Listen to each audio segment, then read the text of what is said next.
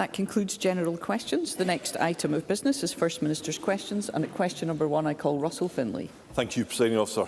The Climate Change Committee's new report sets out what this government needs to do to reach its 2045 net zero target. They would have to reduce oil and gas production by 91%, which would devastate the industry and our economy. They would have to ask homeowners to meet stringent and expensive new energy standards. They would have to get more than half the population to drive electric cars or vans by 2035. For cars, the current figure is just 2.2%, and for vans, it's less than 1%. This report lays bare the crippling cost to hard-working families and businesses. Does John Swinney think the committee's proposals are realistic? First Minister. President, so the Government will carefully consider the advice of the Committee on Climate Change before setting out our proposed carbon budgets in secondary legislation in due course. There are obviously a lot of policy proposals within the Committee's recommendations. The Government will consider those. But what I think is absolutely inescapable is that we have got to take action to tackle climate change in our society. That is why the Government is absolutely committed to achieving net zero by 2045, because the implications and the consequences of not doing so are very dramatic and very damaging for Scotland and our economy. Russell Finlay. So let's take a look at some of the specific suggestions in this report. To meet the SNP's net zero target, the number of cattle and sheep in Scotland would need to fall by 2 million.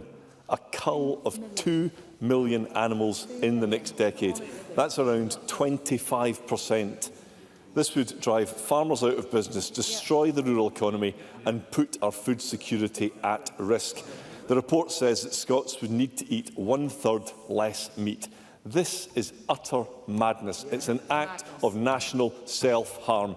Will John Swinney today rule out going ahead with this specific plan? First Minister. As I've said, Presiding Officer, the Government will, in an orderly fashion, consider the advice of the Committee on Climate Change and set out our own proposals for taking the action that is absolutely necessary. What I would say to Parliament is that there has been parliamentary consensus around the importance of achieving net zero by 2045. That has been supported across the political spectrum, and the Government will consider specific proposals, bring those forward, and Parliament will have the opportunity to decide on whether those proposals should be approved or not. Well, there's absolutely no reassurance for farmers in that answer. So let's look at another one of the measures in the report. Fewer than 1% of Scotland's homes have a heat pump. And to meet the SNP's 2045 target, it would need to reach almost 70%. The number of annual installations would need to increase 5-fold in just 5 years' time. That's before we work out how people would afford them, with heat pumps typically costing between £8,000 and £15,000. That proposal is simply not realistic, and if it was imposed, it would hammer hard-working Scots. Will John Swinney please rule it out now? First Minister. Presiding Officer, Mr Finlay talked about reassurance for farmers. As a representative of a constituency that includes many farming members of the community, I take the commitment to support the future of Scottish agriculture very seriously, and it's always been reflected. In my policy priorities. I can tell Parliament what was not reassuring to farmers was the Brexit that Mr Finlay supported, that has damaged the economic opportunities. Let's hear one another.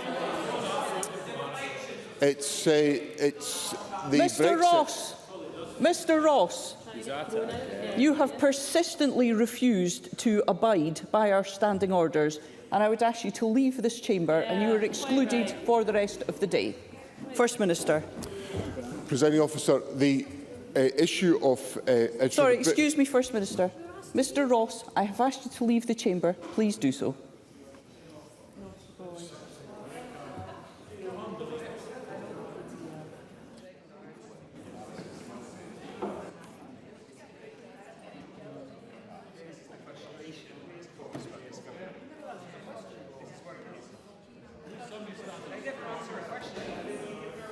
First Minister. Presiding Officer, the reassurance for farmers was absent in the Brexit that the Conservatives imposed upon us, and it has caused incalculable... First Minister, Mr Lumsden, please refrain from shouting from your seat. First Minister. And it's caused incalculable damage on the farming industry in Scotland, and this government is working to repair that damage. The second point I would make is that the targets of reaching net zero by 2045 are not the SNP's, they are Parliament's. Yes. Democratically agreed by Parliament because we all recognised the importance of climate action. Now, what we see just now, and it's very obvious what we're seeing in front of us, is the Conservatives deserting the action that's necessary on climate for cheap political opportunity. This government will act.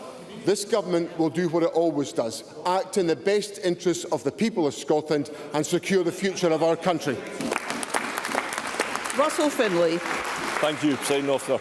I can only share my colleagues' frustration at this weekly exercise in deflection and evasion. The SNP have missed their eco-targets for years.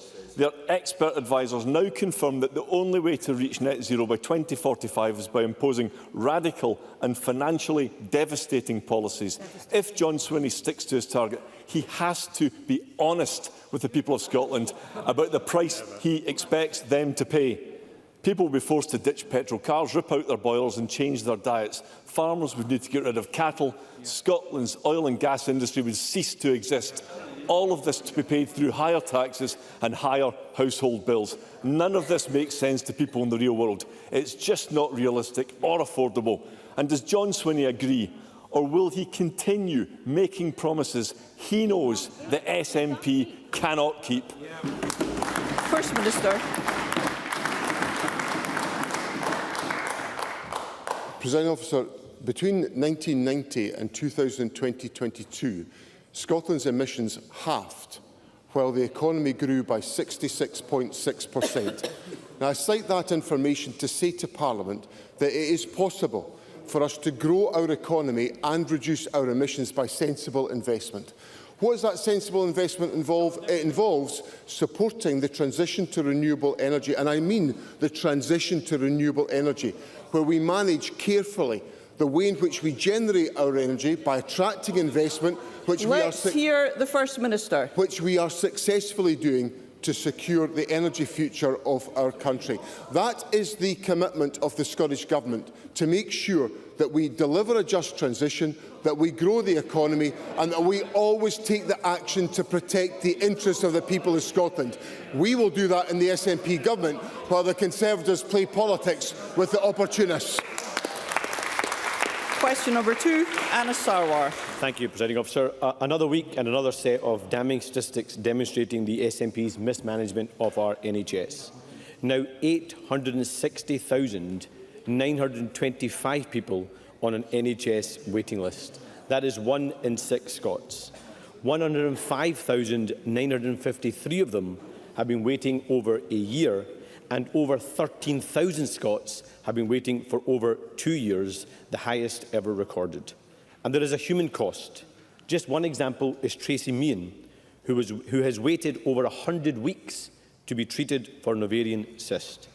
Living in pain, constant anxiety, desperate to work but can't, and unable to do as much with her children as she wants. Why are hundreds of thousands of Scottish patients like Tracy paying the price for SNP failure? First Minister. President, as I have explained in Parliament on many occasions before, I recognise the significant impact of long waits on individual patients, and I apologise to everybody who's affected by those long waits. It's why the tackling of long waits is so central to the Government's plans to deliver the improvements in the National Health Service that are required. I'm aware of the case of Tracy Meehan. I saw the media reports upon that.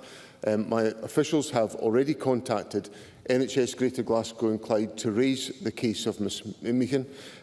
We are advised that there is dialogue underway with Ms Meehan about the procedure, and I hope that leads to progress. But there are obviously many other people like Ms Meehan who are waiting for treatment, and I apologise for those circumstances. For those reasons, the Government has invested with the largest investment in the National Health Service that has ever been made.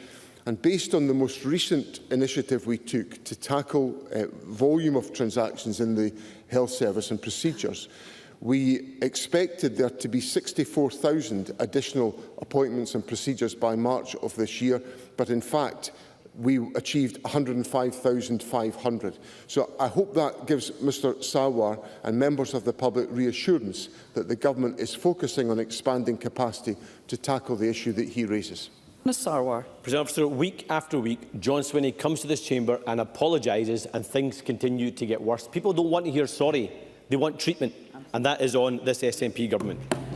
Time after time, the SNP has promised to get to grips with the crisis in our NHS. They promised recovery after the pandemic, but the situation has just got worse.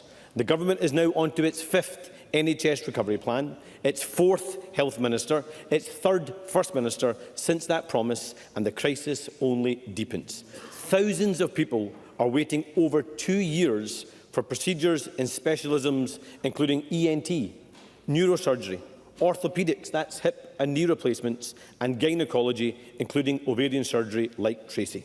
When will John Swinney finally just come clean and admit that he and his government have utterly failed and that he has no plan to fix Scotland's NHS? First Minister.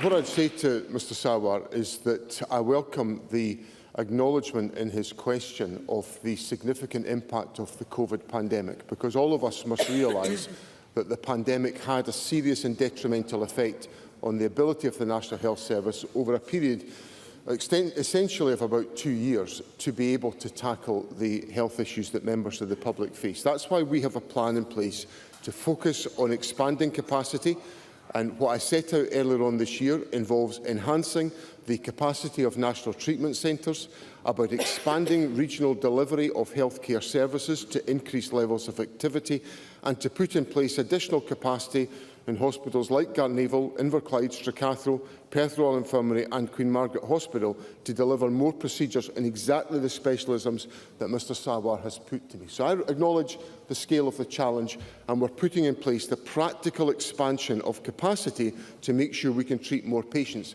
and that's exactly what the Government is focused on doing. Anna Sarwar. Just like this SNP government, the plan is not working and Scotland needs a new direction. And there is a human cost of SNP failure. Take the case of Eileen Kelly, an 80-year-old grandmother from the south side of Glasgow.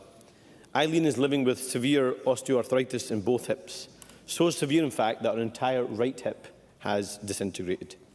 When she most needed help, she was told that she was facing a wait of 2.5 years on the NHS. And due to the severe pain she is in, she's had to pay over £10,000 to be treated privately. Eileen told me, "I live 2 flights up and I've been left immobile and in agony. I've worked and paid taxes all my life, but when I needed the NHS, the SNP let me down. I feel betrayed and abandoned." This is the reality of the NHS after 2 decades of SNP rule. 1 in 6 Scots on an NHS waiting list, waits soaring and thousands being forced to go private. So why has John Swinney and SNP incompetence left our NHS on life support? First Minister. In his previous question, Mr Sarwar referenced the significance of the COVID pandemic. And all of us must realistically look at the fact that the COVID pandemic interrupted the ability to deliver healthcare services for members of the public for a 2-year period, and it takes a period of recovery time from that. It needs focus, it needs direction to ensure it is successful, and the measures I've set out about the expansion of capacity are designed to do that. Now, I'm sorry that Ms Kelly has had the experience that she has had. Obviously, there are individuals who are getting treatment earlier than she has received or been promised in this circumstance, because there is an ability to put forward legitimate clinical cases for urgent intervention where that is able to be undertaken. And if Mr Sarwar wants to furnish me with the details of the case, I will examine exactly what's happened in this circumstance. But we are working to make sure we've got the staff and the resources in place to address this issue. What will not help us is the approach that has now been taken on immigration, because anyone looking at the details of what's been set out by the UK Government in turning off the ability of us being able to attract international workers will realise that that's a very damaging blow to our health service. Because our health service, and I saw data from Scottish Care, for example, about social care, is heavily dependent. Let's hear one another. Is heavily dependent on international workers. And if the UK Government decides to turn off the ability of the Scottish Health Service to attract international workers, it will make our challenge to address the waiting times issue ever more difficult as a consequence of the actions of the UK Government. So I appeal to Mr Sarwar to join me in what I said to the Prime Minister on Friday. The immigration proposals will be damaging to our National Health Service, and we don't want anything to do with them. Question number 3, Patrick Harvie. Outside Parliament today, people gathered to express their anger at the Scottish Government's intention to approve a resort development by Flamingo Land on the shores of Loch Lomond. It's been opposed by the National Trust for Scotland, by the Scottish Environment Protection Agency, by over 155,000 people, and it was rejected unanimously by the National Park. It's the most unpopular development in the history of the Scottish planning system. Now, I know the First Minister is about to tell us that he can't comment on a specific appeal, but his Minister has already made a political decision. It took Ivan McKee just 2 working days to announce his refusal to act in the public interest and recall the appeal. So he and the First Minister have to be accountable for that now. There is still a chance we can save Loch Lomond. This decision isn't set in stone. So will the First Minister listen to all those who have been objecting for years and put the natural environment ahead of corporate profit and recall this decision? First Minister. As Mr Harvie has indicated, as the appeal remains live, members have to understand that it would not be appropriate for me to comment in detail on the proposal. I am aware that the reporter has issued a notice of intention to allow the appeal and to grant planning permission in principle, subject to 49 planning conditions and the reaching of a legal agreement, including the Lomond Promise, with a commitment to community benefits and fair work. The reporter is required to make his decision on the planning merits of the case and to take full account of all submissions made by the parties involved in this case, including representations from members of the local community. Patrick Harvie. I'm afraid I really don't think the First Minister is even attempting to acknowledge the scale of anger about this issue. Anger that's been demonstrated by people outside Parliament today, that's been demonstrated by 44,000 people who've already written to the Minister, and anger that is a result of this unnecessary, unwanted and destructive development. But of course, it's not the first time that this First Minister has defended that kind of development. In 2007, when John Swinney had been in government for less than a year, he overturned a local planning decision to approve another controversial, environmentally destructive project from a greedy, bullying developer.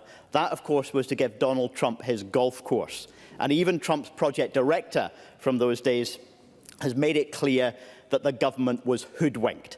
This isn't standing up for Scotland. Did the First Minister learn nothing from his mistake? And why is he still willing to back greedy developers who can't look at a landscape without seeing an opportunity to bulldoze it for profit? First Minister.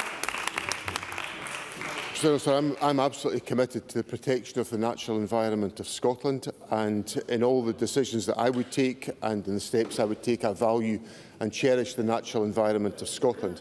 The reporter has got to come to a decision based on the planning merits of the case, and in this particular circumstance, on a whole range of different conditions, the reporter has established a notice of intention to allow the appeal subject to 49 planning conditions that I'm sure address the issues that Mr Harvey is raising with me. So these issues have to be the subject of further discussion, and that's the proper exercise of the planning process, which I am obliged by law to ensure is the case.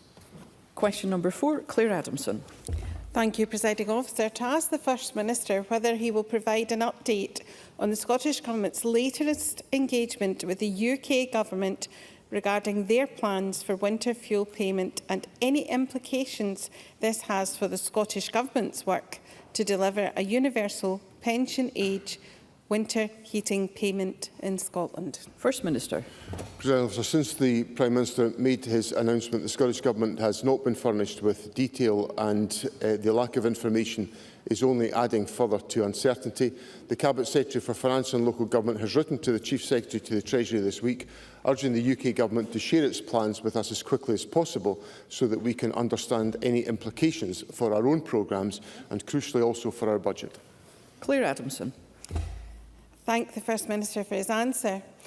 Under pressure, the Prime Minister has effectively admitted that Labour's winter fuel payment cut was wrong. But the lack of information from the UK Government on how, when or if they will means test the winter fuel payment is causing anxiety for pensioners. First Ministers, are our pensioners to be kept in the dark as well as in the cold? First Minister. President Officer, Claire Adamson is right to highlight the lack of information that has come since the Prime Minister made his statement a week ago yesterday. So we await further detail and implications for Scotland. What I would say to Claire Adamson is that pensioners in Scotland should be absolutely assured that where the Labour Government decided as one of their first acts to remove winter fuel payments from pensioners, the Scottish National Party government has stepped in, and we have introduced a universal payment that will provide support to over 812,000 pensioner households in Scotland, support that is not available anywhere else in the United Kingdom. So the people of Scotland, and crucially the pensioners of Scotland, can see that where the Labour government takes away the winter fuel payment, the SNP government will restore it. Question number 5, Stephen Kerr. To ask the First Minister, in light of it being almost 5 years since the Scottish Government committed to spending £60 million to renew every play park in Scotland, and of reports that less than half of the funding has been spent, what action the Scottish Government is taking to ensure that children do not miss out on renewed facilities? First Minister. President Officer, the Scottish Government has provided £35 million to local authority partners, which has already seen 1,100 play parks renewed since September 2021. In 2025-26, we are providing a further £25 million to help accelerate local authorities' plans and make more parks welcoming, free and accessible spaces for all children to enjoy. This means our £60 million commitment will be met by my government, and based on a scoping exercise undertaken by COSLA in 2022, we estimate this will allow a total renewal of nearly 2,000 play parks, including all parks assessed by local authorities as being in need of immediate renewal. Stephen Kerr. First Minister, that sounds like another Swinney broken promise to me, because he promised a free tablet, laptop, internet connection to every child in Scotland, a free bike for every child, to close the attainment gap, to recruit an additional 3,500 teachers, free school breakfasts and lunch to every primary school pupil in Scotland all year round. He's failed on every promise, and now he will fail on delivering the promise of refurbishing every play park in Scotland by the end of this Parliament. Why should the people of this country believe anything the First Minister says when everywhere we look we see this SNP government offering up big empty election gimmicks, then failing to deliver? I would remind all members that we use full names or titles in the chamber. First Minister. I think Stephen Kerr needs to go to a play park to get rid of some of his excess energy. Let's hear one another. He seems just a little bit too excited for words today. Let me inject some basic arithmetic into Parliament today. 25 add 35 equals 60, which equals the fulfilment of the government's promise. And one of the basic foundations of being a Member of Parliament is when you don't get the answer that you expect, you've got to pivot to deal with it. And Mr Kerr can't handle that. Christine Graham. Thank you very much, Presiding Officer. I've got a bizarre and inexplicable tolerance of Mr Kerr, who makes even a sunny day is like that black cloud appears, even only temporarily. Can I, in terms of the playgrounds... Ms Graham, please have a seat. Sorry, Mr Lumsden, were you trying to attract attention? I'm just asking why you were shouting from your seat. Please desist. Christine Graham. Can I say, Presiding Officer, that on playgrounds, can I commend the fact, apart from the fact that Mr Kerr seems to need an abacus rather than a playground, that in the Borders £800,000 has already been allocated, £1 million in Midlothian. And on a serious note, after COVID, when children were isolated for so long socially and having fresh air and having fun, it's an excellent project that liberates them to the safe space of a playground, not too safe, but safe enough. First Minister. I think Christine Graham makes an incredibly powerful point, because in the aftermath of COVID, when we all know there were negative implications on children and young people in our society, making sure there are good facilities for children and young people to enjoy is part of the work that we have to do. I had the pleasure with the Deputy First Minister of seeing some of that improvement work that's been undertaken in Kirkintilloch some weeks ago, and it's happening in other parts of the country, and I'm not surprised it's been welcomed by my wise colleague Christine Graham. Martin Whitfield. Very grateful, Presiding Officer. The Scottish Government's promise was to renew every play park. Will it be every play park? Well, I answered the point in my earlier answer where Sorry, First Minister. Mr Kerr, you have had an opportunity to put questions to the First Minister, and I would now ask you to desist from shouting from your seat. First Minister. Presiding Officer, the Government undertook an exercise with the Convention of Scottish Local Authorities, working with our local authority partners to determine the way in which this approach could best be taken to complement local work. That's the Government working in partnership with local authorities. That's what Parliament always asks us to do, and once again, the Government's delivered. Question number 6, Monica Lennon. To ask the First Minister what action the Scottish Government is taking to maintain its policy aim of keeping pace with the EU on environmental protection. First Minister. President Officer, the Scottish Government is committed to remaining aligned with the EU where it is possible and meaningful for Scotland to do so.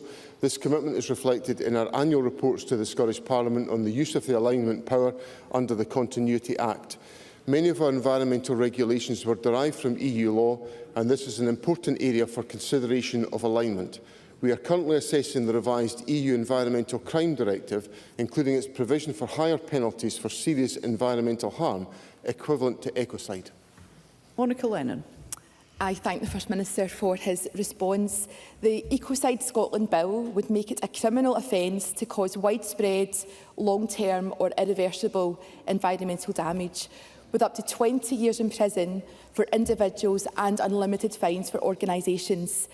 Ecocide law was pioneered by the trailblazing Scottish lawyer, the late Polly Higgins.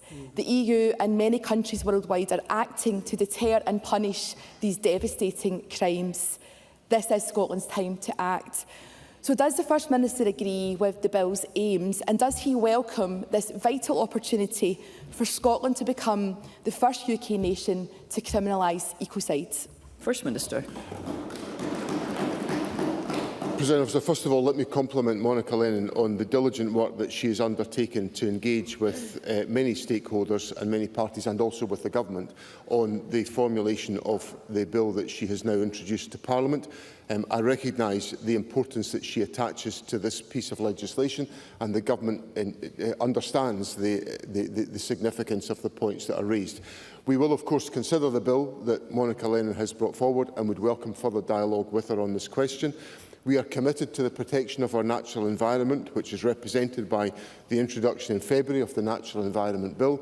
But of course, we will give very serious consideration to the points raised by Monica Lennon, because the conduct and the implications and the impact of the issues that she is raising are detrimental to our natural environment, and we have to protect that. Question number 7, Willie Rennie. To ask the First Minister for what reason there has reportedly been no financial agreement between the Scottish Funding Council and the University of Dundee in light of the Alternative Financial Recovery Plan being launched 4 weeks ago. First Minister. Presiding Officer, the University of Dundee is an autonomous institution responsible for its own decision-making powers and must consider whether further financial support is required. As of this morning, we have not yet received any request from the Scottish Funding Council. However, as I have reiterated throughout this issue, the Scottish Government and the Funding Council will give careful consideration to any request for additional support within the legislative framework. I am encouraged by the University's commitment to minimise job losses, but it is vital that the University consults on its revised plan with its community, including with trade unions and the Strategic Advisory Task Force chaired by Sir Alan Langlands. Willie Rennie. This has been agonising for university staff. A cloud has been hanging over them since November, and that's 7 months ago. And they simply cannot understand that why we still have no financial agreement 4 weeks on from the publication of the new financial recovery plan. One staff member had tears in her eyes as she told me about the toll that it's taking on her and her family. So how much longer does the First Minister think that she will have to wait? First Minister. First of all, President Officer, let me sympathise and empathise with the point that Mr Rennie raises with me on behalf of his constituent. At my constituency surgery on Monday, I had a member of staff come to see me in my constituency capacity, essentially conveying the very same message.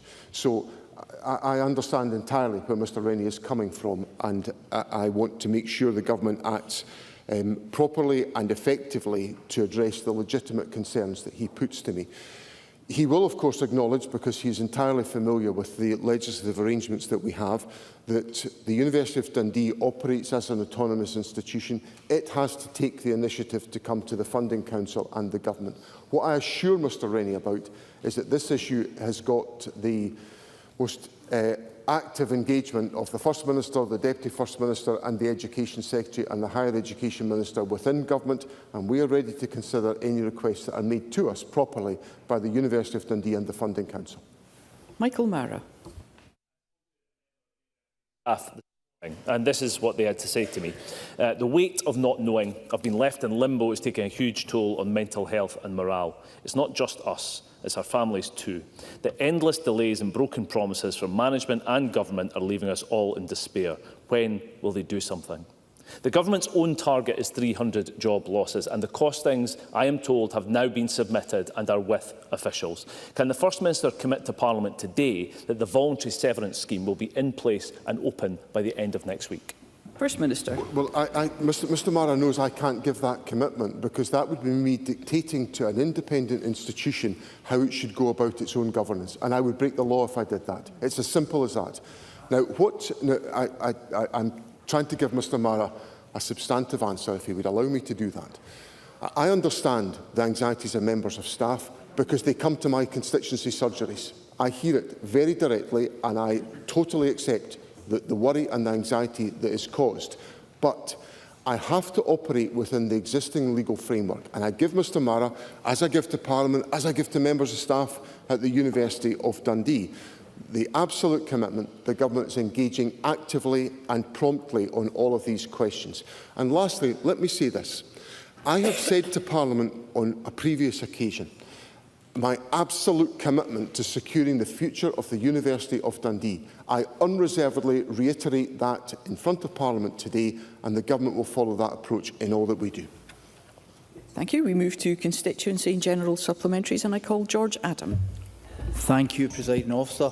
I would like to welcome the news that Green Aircraft engine developer Zero Avia will establish a major manufacturing base in Scotland, creating 350 jobs. Can I ask the First Minister, what assessment has the Scottish Government made of the economic impact of this investment, and can he say more about the steps the Scottish Government is taking to attract inward investment like this throughout Scotland? First Minister. Presiding Officer, Mr Adam raises a particular case which is directly relevant to the answers I gave to Russell Finlay earlier on, because Mr Adam raises the case of Zero Avia, which has decided to locate its manufacturing facility of hydrogen fuel cell technology for air travel at the Advanced Manufacturing District in Shinnon.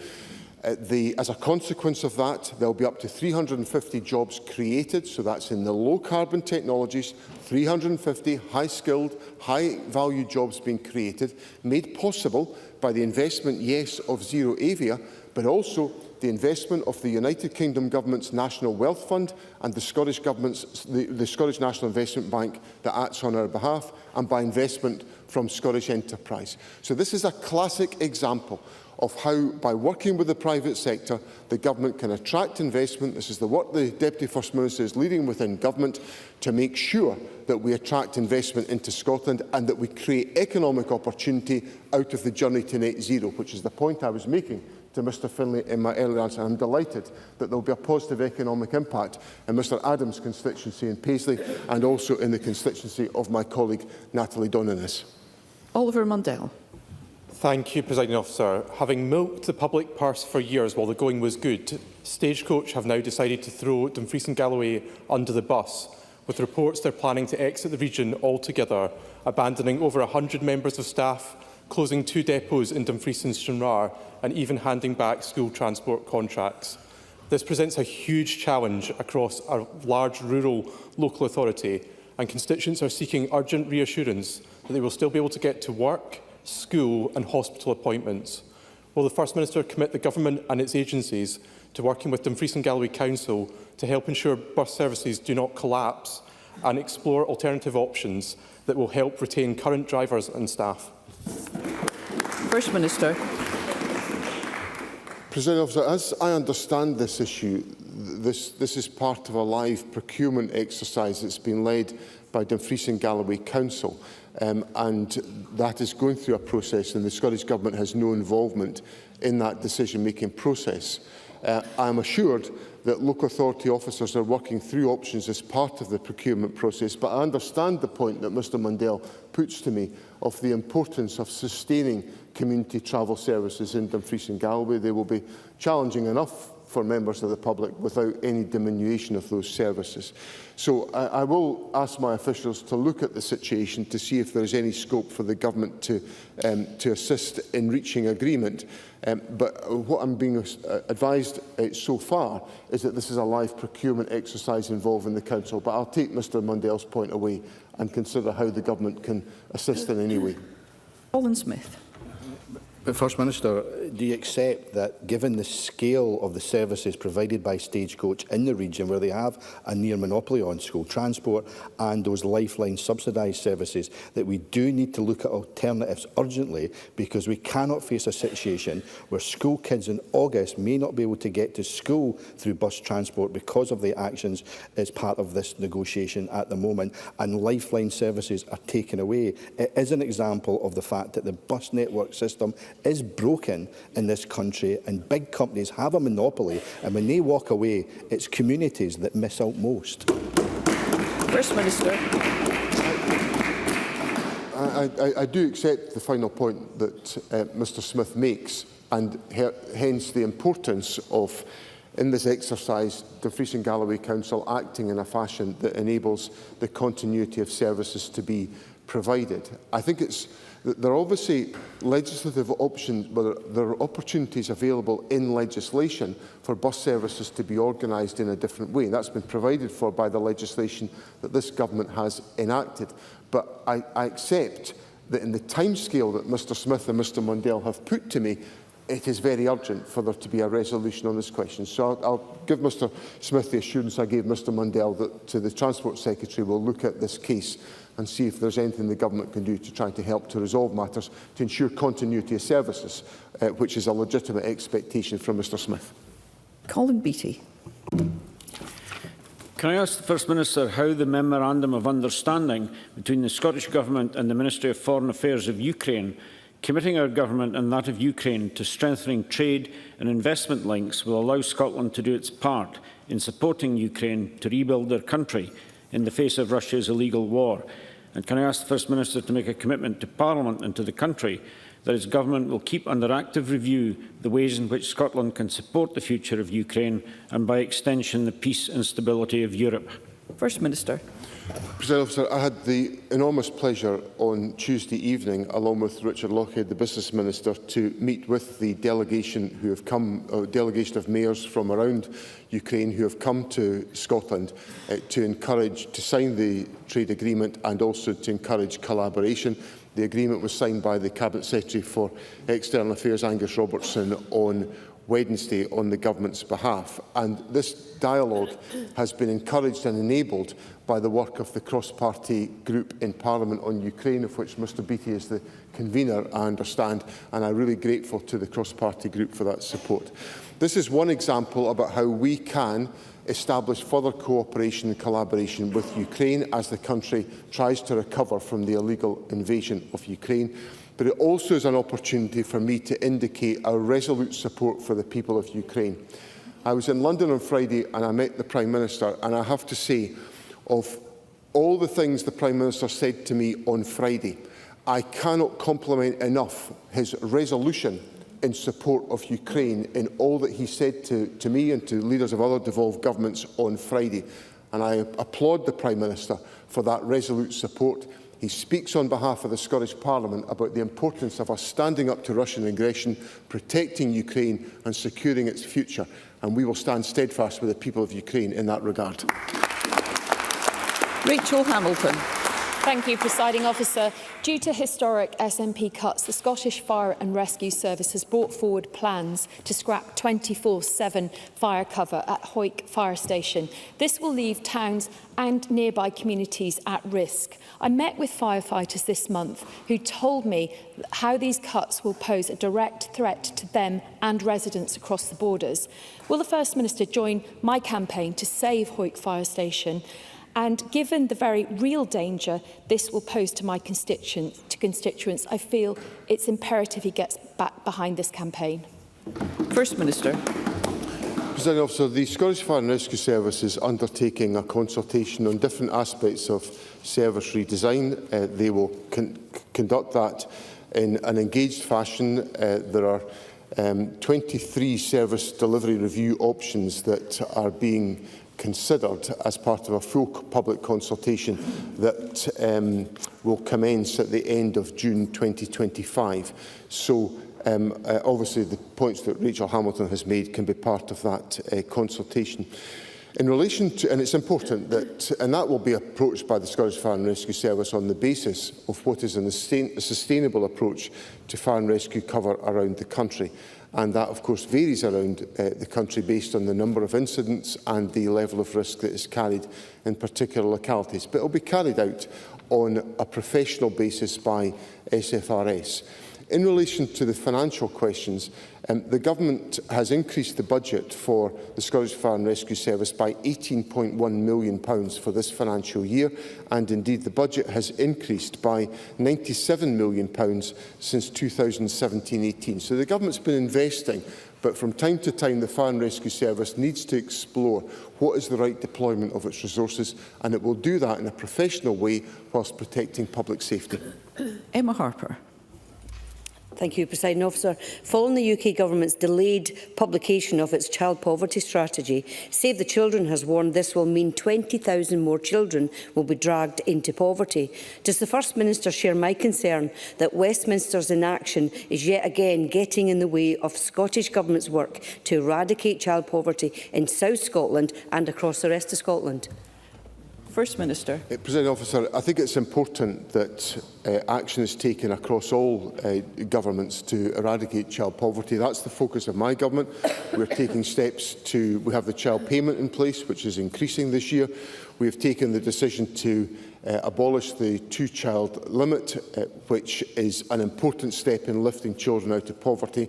My plea to the Prime Minister on Friday was that the UK Government acts in a way that assists us in our endeavour to eradicate child poverty. I am concerned that the steps that are being taken on welfare reform will throw more children into poverty, and I hope that a different course of action is taken by the United Kingdom Government, because we are committed to eradicating child poverty, and it would be helpful after all these years of austerity and the damage done by the Conservatives if a Labour Government could help us in our work to eradicate child poverty. Alexander Stewart. Thank you, Presiding Officer. First Minister, it has been reported that Police Scotland receive approximately 20,000 calls per month relating to mental health issues. The impact of the demand on the ability for the service is significant, with a lack of suitably trained psychologists, a lack of continued fast-tracking for individuals who have ability to be looked after, which should not include police custody suites. What action is the Scottish Government taking to urgently support police officers during this mental health crisis? First Minister. Well, President Officer, we are taking a number of steps to expand mental health capacity. For example, we've exceeded our commitment to fund over 800 additional mental health workers in various locations, including accident emergency departments, GP practices and in other public sector facilities. We are also supporting the expansion of community-based support, with over £145 million invested since 2020 in community ventures to support young people. In addition to that, nearly 83,000 children, young people and their family members have accessed community-based mental health support between July 2023 and March 2024. And I think this indicates that we are building capacity to make sure that the mental health needs of the population are effectively addressed in community settings around the country. That concludes First Minister's questions. The next item of business is a member's business debate in the name of Michelle Thompson, and there will now be a short suspension to allow those leaving the public gallery and chamber to do so.